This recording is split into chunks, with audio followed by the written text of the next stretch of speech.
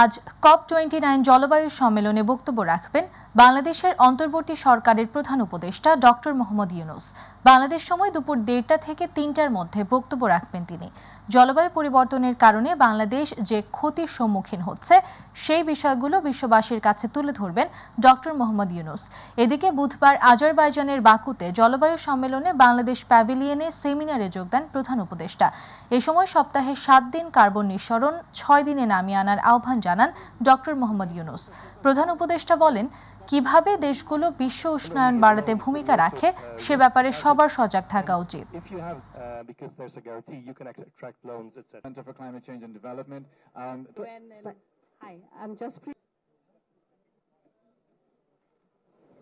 Youth means creativity, power, changing the world, and that's what Bangladesh is all about.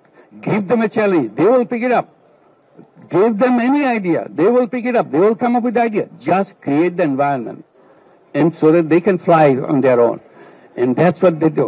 Imagine that. 27 years, divide the whole population into half and half. If you go from 0 to 50 years, huge, almost you conclude the whole population, because very few on the other side, because of the heaviness on the bottom side is so big.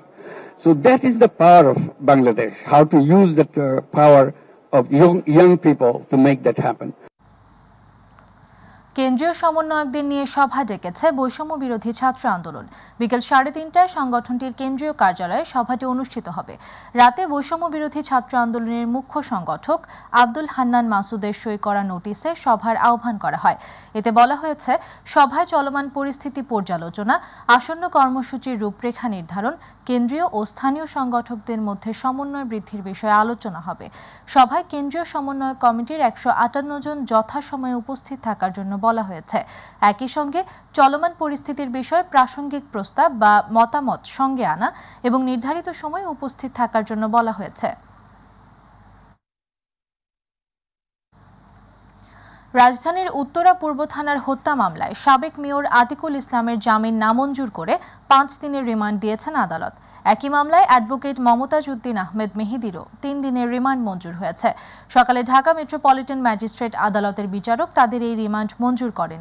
এর আগে গত 16 October সন্ধ্যা 6:30টার দিকে তাকে রাজধানীর Mohakhali DOHS এলাকা থেকে ডিএনসিসির সাবেক mayor Mohammad Atikul ইসলামকে গ্রেফতার করে ঢাকা মেট্রোপলিটন পুলিশের তেজগাঁও থানা পুলিশ। তার বিরুদ্ধে 3টি মামলা রয়েছে। সবগুলো মামলায় বৈষম্য বিরোধী আন্দোলনে পুলিশ, ছাত্রলীগ ও আওয়ামী লীগের যৌথ হামলার অভিযোগ রয়েছে। কয়েক দশক ধরেই সংখ্যানুপাতিক প্রতিনিধিত্বশীল নির্বাচন ব্যবস্থা নিয়ে আলোচনা হলেও গত কয়েক বছরে ছোট দলগুলোর পক্ষ থেকে এ দাবি আরও জোরদার হয়েছে। বর্তমানে অন্তর্বর্তীকালীন সরকারের চলমান সংস্কার কর্মসূচির মধ্যে সংখ্যানুপাতিক প্রতিনিধিত্বশীল নির্বাচন ব্যবস্থার দাবি আবারও সামনে এসেছে। তবে বিএনপি সহ বেশ কিছু বড় দলের অবস্থান এর বিপক্ষে। আলোচনা থেকে পিছিয়ে নেই দ্বিকক্ষ বিশিষ্ট সংসদীয় ব্যবস্থাও। আবু সাইদ অপুর রিপোর্ট। অন্তর্বর্তীকালীন সরকার গঠনের পর থেকে নির্বাচন পদ্ধতির পরিবর্তন নিয়ে নানা আলোচনা শুরু হয় সর্বমহলে। রাজনৈতিক দলের একটি বড় অংশ বিদ্যমান পদ্ধতিতে জাতীয় সংসদ নির্বাচনের পরিবর্তে ভোটের আনুপাতিক হারে বা সংখ্যানুপাতিক প্রতিনিধিত্ব পদ্ধতিতে নির্বাচনের পক্ষে। আর এই ধারণাটি মূলত রাজনৈতিক দলের ক্ষেত্রে প্রযোজ্য। এই ধরনের ব্যবস্থার সার কথা হলো যে এই পদ্ধতিতে আসন বণ্টন হয় প্রতিটি রাজনৈতিক দলের প্রাপ্ত ভোটের আনুপাতিক হারে, অর্থাৎ প্রদত্ত সকল ভোট একটি সুষ্ঠু নির্বাচনী ফলাফল গঠনে অবদান রাখে এবং কার্যকরভাবে কাউকে নির্বাচিত করতে ব্যবহৃত হয়। 1899 সালে বেলজিয়ামে সর্বপ্রথম সংখ্যানুপাতিক পদ্ধতিটি প্রবর্তিত হয়। বর্তমানে বিশ্বের 170টি গণতান্ত্রিক রাষ্ট্রের নির্বাচন ব্যবস্থায় অর্ধেকেরও মতো রাষ্ট্রে সংখ্যানুপাতিক পদ্ধতিতে নির্বাচন হয়। 2008 সালের নির্বাচনে আওয়ামী লীগ 230টি আসন পেলেও মোট ভোট পেয়েছিল 48.04% এবং বিএনপি মাত্র 30টি আসনে জয়লাভ করলেও মোট ভোট পেয়েছিল 30.20%। যদিও সেই নির্বাচনটি সংখ্যানুপাতিক ভোটের নির্বাচন হতো, তাহলে আওয়ামী লীগ পেত 147টি আসন এবং বিএনপি পেত 90টি আসন। তবে আমরা সর্বতভাবে চেষ্টা করছি সংখ্যানুপাতিক নির্বাচনী ব্যবস্থা বা আনুপাতিক নির্বাচন ব্যবস্থা নিয়ে নির্বাচন কমিশন সংস্কার কমিশনের প্রধান ডক্টর বদিউল আলম মজুমদার বলছেন, এই প্রসঙ্গটিও থাকছে সংস্কারের প্রস্তাবনায়। এই লোককে অনেকগুলো সংস্কার করতে হবে, অনেকগুলো পরিবর্তন আনতে হবে, এই সুপারিশগুলো আমরা করব। তো তার মধ্যে আপনি যে ইস্যুটার কথা বলছেন যে সংখ্যানুপাতিক হবে নাকি আমাদের বর্তমান যে পদ্ধতি আছে এটা অব্যাহত থাকবে, তো এই সিদ্ধান্ত নেওয়ার এখনো সময় আসেনি। আমরা মানুষের মতামত দিচ্ছি, রাজনৈতিক দলগুলোর মতামত নেওয়ার প্রক্রিয়ায় আছি, আমরা অন্যান্য অংশীজনের মতামত নিচ্ছি। তো তার প্রেক্ষিতে আমরা সব মতামত পর্যালোচনা করে আমাদের সর্বোচ্চ বিবেচনা শক্তি কাজে লাগিয়ে আমরা একটা সুপারিশ করার চেষ্টা করব। এছাড়াও দ্বিকক্ষ আইনসভা পরিচালনা করা বেশি ব্যয়বহুল, যেখানে অতিরিক্ত বেতন, কর্মী এবং অবকাঠামোর প্রয়োজন হয়, এবং অন্যটি হলো জটিলতা। কারণ দ্বিকক্ষ বিশিষ্ট আইনসভা আইন প্রণয়নের প্রক্রিয়াকে ধীর করতে পারে বলে মনে করেন ডক্টর বদিউল আলম মজুমদার। এই নিম্নকক্ষ যে কাজগুলো করে, উচ্চকক্ষ থাকলে ওটার উপর একটা নজরদারিত্ব থাকার সুযোগ সৃষ্টি হয়। দ্বিপক্ষ বিশিষ্ট সংসদ করার, একটা সংসদে একটা উচ্চকক্ষ স্থাপন করার এ ব্যাপারে অনেকের এর পক্ষে। তো আমরা তবুও আমরা সকল অংশীজনের মতামত নেওয়ার চেষ্টা করছি এবং তার প্রেক্ষিতে আমরা একটা সুপারিশ করব। যেহেতু পৃথিবীর প্রায় ১০০টি দেশ এই আনুপাতিক ভোটের নির্বাচন পদ্ধতি অনুসরণ করে সুফল পেয়েছে এবং পাচ্ছে, তাই এটিকে সর্বাধুনিক ও সবচেয়ে গ্রহণযোগ্য গণতন্ত্র বলছেন বদিউল আলম মজুমদার। এটাকে বলে এক্সপেকটেশন ম্যানেজমেন্ট। আবু সাইদ অপু, মাই টিভি, ঢাকা। নোয়াখালীতে বিএনপির কেন্দ্রীয় যুগ্ম মহাসচিব রুহুল কবির রিজভী বলেছেন, বিএনপি অনেকবার নির্বাচিত সরকার ছিল, তাদের সংস্কার শেখাতে হবে না। মঙ্গলবার বিকালে বেগমগঞ্জ উপজেলা চৌমুহনী বাজারে জাতীয় সংহতি দিবস উদযাপন উপলক্ষে প্রধান অতিথির বক্তব্যে তিনি এইসব কথা বলেন। এই সময় বেগমগঞ্জ উপজেলা বিএনপির সভাপতি কামাখ্যা চন্দ্র দাস সভাপতিত্বে চট্টগ্রাম বিভাগীয় সাংগঠনিক সম্পাদক মাহবুবুর রহমান শামীম, সহ সম্পাদক ব্যারিস্টার মীর হেলাল, জেলা বিএনপির সভাপতি গোলাম হায়দার সহ অন্যান্যরা উপস্থিত ছিলেন।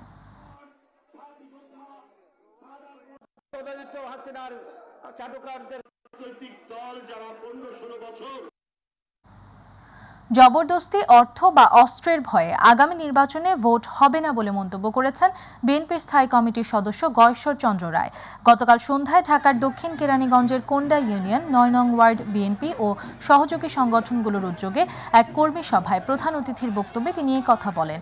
কোন্ডা ইউনিয়ন বিএনপির সভাপতি মোহাম্মদ নুরুল হকের সভাপতিত্বে এ সভায় আরও উপস্থিত ছিলেন কেরানীগঞ্জ উপজেলা দক্ষিণ শাখা বিএনপির সাধারণ সম্পাদক মোজাদ্দেদ আলী বাবু, কোন্ডা ইউনিয়ন বিএনপির সাধারণ সম্পাদক আফজাল শিকদার, যুবদল নেতা জাবেদ হোসেন সহ অনেকে।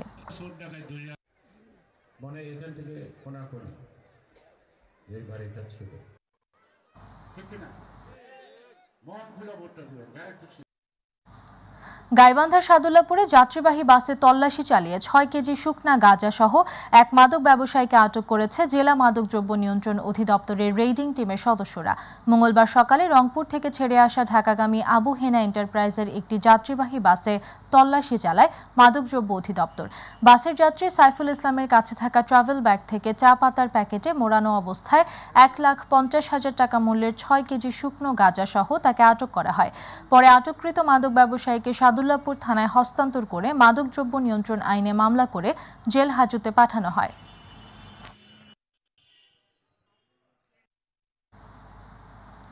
ঝিনাইদহের মহেশপুরের সীমান্ত দিয়ে অবৈধভাবে ভারতে যাওয়ার সময় নারী ও শিশুসহ ৩৬ জনকে আটক করেছে বিজিবি। সোমবার রাত থেকে মঙ্গলবার দুপুর পর্যন্ত উপজেলার বিভিন্ন এলাকা থেকে তাদের আটক করা হয়। এদের মধ্যে ১২ জন নারী, ১৫ জন পুরুষ ও ৮ জন শিশু রয়েছে।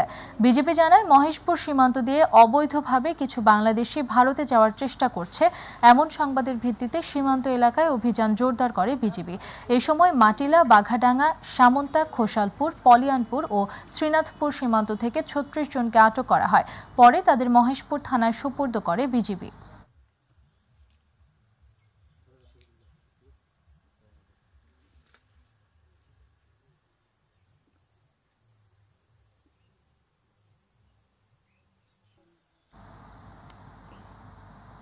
সিলেটের গোয়াইনঘাট উপজেলার প্রতাপপুর সীমান্ত দিয়ে ভারতে অনুপ্রবেশের সময় 4 নারীকে আটক করেছে বিজিবি। মঙ্গলবার দুপুরে প্রতাপপুর বিওপি সীমান্ত পিলার এলাকার মায়াবী ঝর্ণা নামক স্থান থেকে তাদের আটক করা হয়। বিজিবি জানিয়েছে, মানব পাচারকারীর সহায়তায় তারা অবৈধভাবে ভারতে অনুপ্রবেশের চেষ্টা করেন।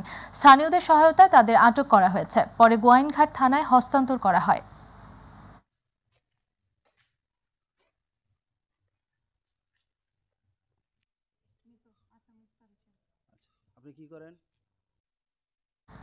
চাঁপাইনবাবগঞ্জের সোনা মসজিদ স্থলবন্দর দিয়ে অবৈধভাবে আনা 767 কেজি সিটি গোল্ড সহ অন্যান্য ধাবত অলংকার জব্দ করেছে বিজিবি। মঙ্গলবার ভোরে স্থলবন্দর এলাকায় একটি ট্রাকে তল্লাশি চালিয়ে অলংকারগুলো জব্দ করা হয়। এ সময় আব্দুস শুকুর নামে একজনকে আটক করা হয়েছে। দুপুরে সোনা মসজিদ বিজিবি ক্যাম্পে প্রেস ব্রিফিং করে এ তথ্য জানান 59 বিজিবি ব্যাটালিয়নের অধিনায়ক লেফটেন্যান্ট কর্নেল গোলাম কিবরিয়া। বিজিবি অধিনায়ক জানান, গোপন সংবাদের ভিত্তিতে একটি ট্রাকে তল্লাশি চালায় বিজিবি সদস্যরা।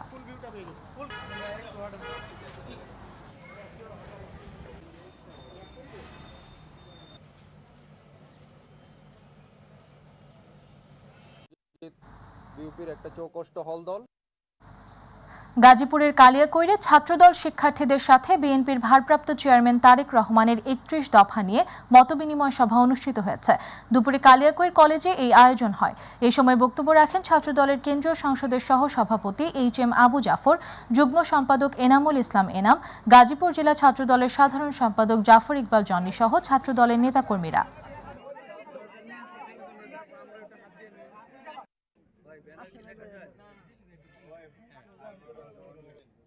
স্বাধীনতার পরে বাংলাদেশে 72 থেকে 75 সালে একদলীয় বাকশাল কায়েম হয়েছে।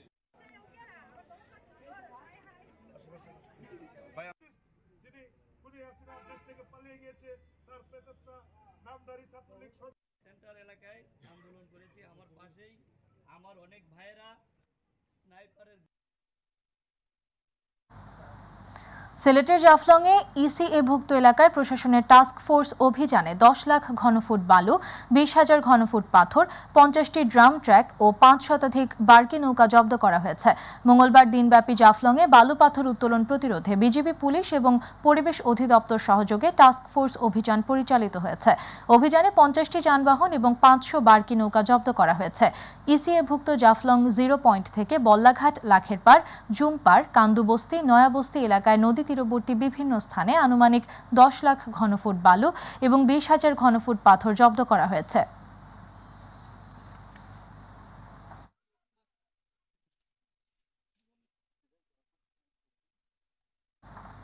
আশুলিয়ায় শারদীয় দুর্গোৎসব বিজয়া পুনর্মিলনী অনুষ্ঠান 2024 অনুষ্ঠিত হয়েছে। মঙ্গলবার রাতে বাংলাদেশ পূজা উদযাপন পরিষদ আশুলিয়া থানা শাখার ব্যানারে এই অনুষ্ঠান হয়। অনুষ্ঠানে আশিস চন্দ্র নাগের সভাপতিত্বে প্রধান অতিথি হিসেবে উপস্থিত ছিলেন উপজেলা নির্বাহী অফিসার আবু বকর সরকার। অন্যান্যদের মধ্যে উপস্থিত ছিলেন আশুলিয়া রাজস্ব সার্কেলের সহকারী কমিশনার ভূমি SM রাসেল ইসলাম নূর সহ আরও অনেকে।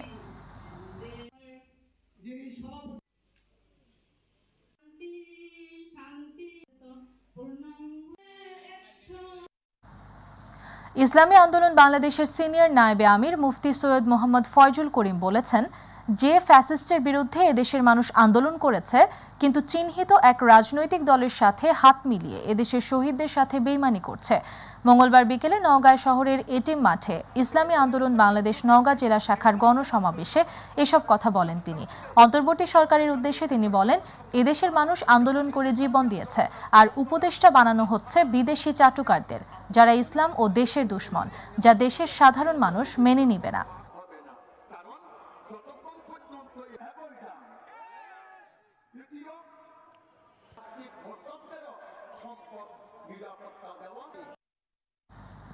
পাবনা ঈশ্বরদীতে বাংলাদেশ স্কাউটস রাজশাহী অঞ্চলের পরিচালনায় 405তম scout unit leader basic course উদ্বোধন হয়েছে।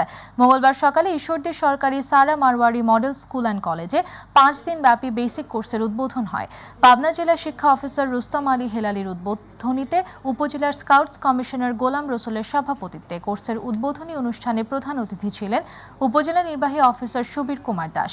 বিশেষ অতিথি ছিলেন ঈশ্বরদী সহকারী ভূমি commissioner Shahadat Hossain Khan.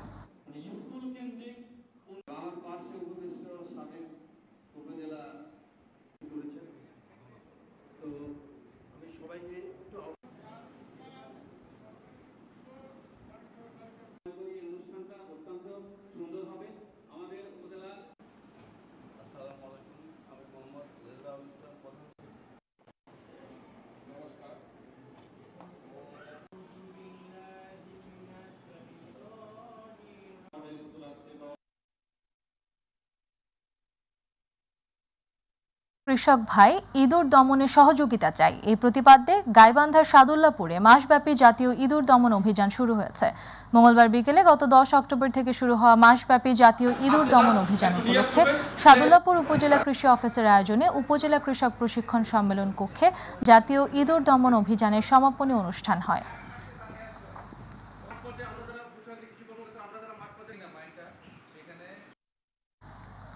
Asian university of বাংলাদেশের সেমিনার হলে হয়ে গেল এইইউবির অর্থনীতি বিভাগের উদ্যোগে অন্তর্বর্তীকালীন সরকারের অর্থনৈতিক উদ্যোগের কার্যকারিতা নিয়ে জনমত যাচাইয়ের ফল প্রকাশ। শহর ও গ্রাম মিলিয়ে বিভিন্ন শ্রেণী পেশার বিভিন্ন বয়সী 4,860 জন মানুষ অংশগ্রহণ করেন এ সার্ভেতে।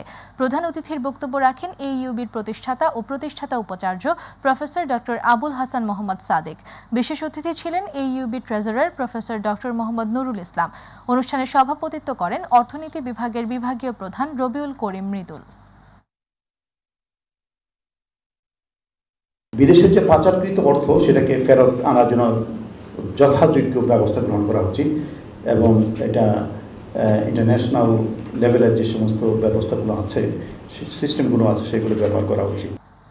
শত ব্যস্ততার মাঝেও বিদেশের মাটিতে টাইগারদের কোনো ক্রিকেট ম্যাচ হলে তা মিস করতে চান না প্রবাসী বাংলাদেশিরা। এক বুক আশা নিয়ে উপস্থিত হন প্রিয় দলের সমর্থনে। তবে ম্যাচ শেষে ঠিকই হতাশা নিয়ে মাঠ ছাড়তে হয় প্রবাসী সমর্থকদের। শারজায় আফগানিস্তানের বিপক্ষে সিরিজ নির্ধারণী ম্যাচেও ছিল প্রবাসী বাংলাদেশি সমর্থকরা। শারজা থেকে বিস্তারিত জানাচ্ছেন Abdul Halim Nihon. Sharjah stadium বলা হয় টাইগারদের জন্য আনলাকি। কখনো জয়ের মুখ দেখেননি লাল সবুজের দল এই মাঠে। তারপরেও আফগানদের বিপক্ষে সম্প্রতি হয়ে যাওয়া 3 ম্যাচের ওয়ানডে সিরিজ দেখতে প্রবাসী দর্শকদের উপচে পড়া ভিড়। কখনো জিততে না পারা মাঠে যখন সিরিজের দ্বিতীয় ম্যাচ নিজেদের করে নেয়, সিরিজ জেতার সম্ভাবনাটাও অনেকটা বেড়ে যায় টাইগার সমর্থকদের। তার উপর কখনো জয় না পাওয়া মাঠে প্রথম জয়। আর তাই ফাইনাল ম্যাচ বুক ভরা আশা নিয়ে মাঠে প্রবাসীরা। প্রথম ব্যাট হাতে গড়েছেন এক চ্যালেঞ্জিং স্কোর নতুন অধিনায়ক মিরাজের অভিষেক ম্যাচে। কিন্তু কোথাও যেন ভুল বাংলাদেশের থেকেই যায়। আর সে ভুলগুলোর কারণে বারবার বিদেশের মাটিতে হতাশা নিয়ে ফিরতে হয় টাইগার সমর্থকদের। সেই ভুলগুলো নিয়েই কথা বলছিলেন ম্যাচ দেখতে আসা প্রবাসীরা। জয়ের জন্য আমরা যথেষ্ট প্রত্যাশী ছিলাম, কিন্তু দুই একটা ফিল্ডিং মিসের কারণে এবং বোলাররা যেভাবে তাদের ক্যাপ্টেন্সি আসলে আজকে ঠিক হয় নাই।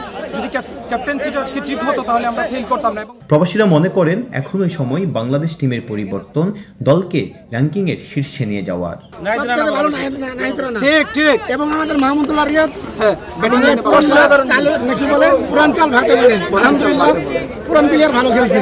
বাংলাদেশ ধোনিতে বাংলাদেশিরা বিদেশের মাটিতে গ্যালারি কাঁপালেও অনেক সময় প্রবাসীদের স্বপ্ন পূরণ করতে ব্যর্থ হন টাইগাররা। তারপরেও আশা রাখেন, স্বপ্ন দেখেন লাল সবুজের সুন্দর কিছু ম্যাচ জয় দেখার প্রবাসী বাংলাদেশিরা। বাংলাদেশ ধোনিতে বিদেশের মাটিতে প্রবাসীরা গ্যালারি কাঁপালেও ম্যাচ শেষে এক বুক হতাশা নিয়েই মাঠ ছাড়তে হয় তাদের। তারপরেও প্রবাসী বাংলাদেশিরা স্বপ্ন দেখেন, আশা দেখান টাইগাররা ভালো করবেন পরবর্তীতে, যেন লাল সবুজের পতাকা নিয়ে বিদেশের মাটিতেও গর্ব করতে পারেন তারা। আব্দুল হালিম নিহন, মাই টিভি।